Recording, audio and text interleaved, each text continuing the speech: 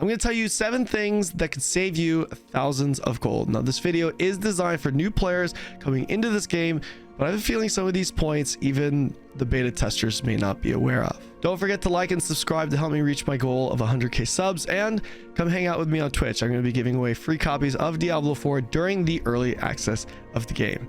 Let's begin the video. Let's get right into this. Number 1, don't waste legendary rolls, use the Codex.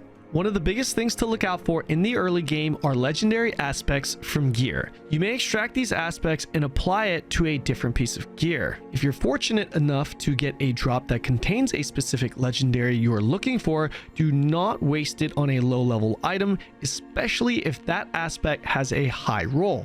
You will not be able to extract it again.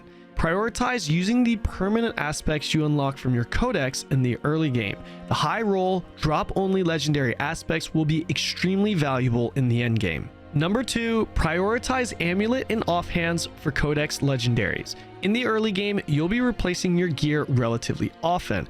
Applying your legendaries early on can significantly boost your performance and clear speeds. However, applying these effects on every piece of gear each time you replace something is definitely a waste and can dent your gold and resources relatively early. The solution to this is to choose 1 or 2 legendaries that will really help boost your performance from your codex and apply it to either the offhand that your damage does not scale off of or the amulet. For example, if you're a melee rogue, applying your main damage dealing aspect on your bow would be the perfect choice, since you do not need to constantly replace it due to your damage not scaling from it. The amulet is also a pretty good choice, as it's one of the least replaced items and gives you an additional 50% effect. Number 3, be aware of item power breakpoints. This one may not be a direct gold saver, but it is still good to know.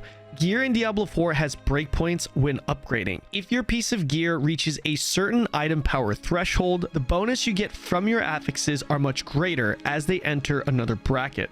The breakpoints to these brackets are very useful to know when upgrading your actual gear at the blacksmith to help better prioritize when and if you should upgrade the piece you currently have. I've listed the item power breakpoints on the screen. Number 4, re-rolling affixes. Speaking of affixes, when you go to the enchanter to re-roll affixes, know that you may select 1 affix to re-roll, and the price will become increasingly more expensive for additional re-rolls. This cost gets very expensive very quick. But for whatever reason, re-rolling affixes on certain named items like this dark blade from the named Elite Serlina costs very little in comparison. I'm not sure if this was a bug from the beta test, but definitely something worth knowing in case it wasn't. Also, should you choose to do so, be sure to roll your affixes before you upgrade an item from rare to legendary.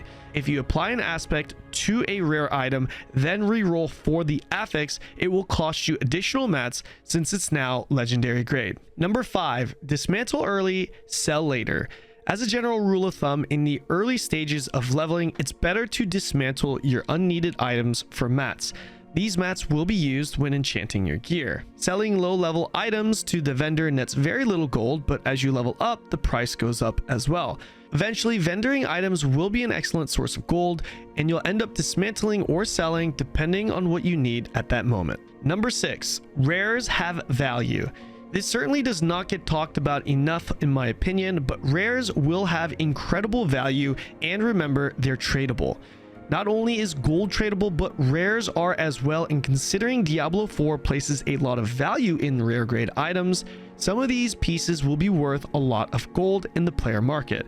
Be sure to check affixes and rolls before you just vendor or dismantle. You could be throwing away an item that could potentially sell for a lot, especially in the early game of launch. Joining a community that has willing to buy, willing to sell sections can be very helpful.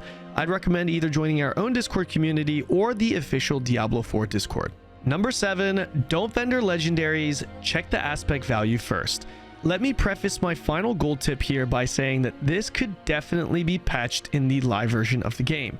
In the beta test, paying gold to extract the aspect from a legendary item, then selling that extracted aspect separately would net you significantly more gold than just vendoring the legendary item itself. You can see the vendor price here for the legendary item versus the vendor price for the aspect after extraction.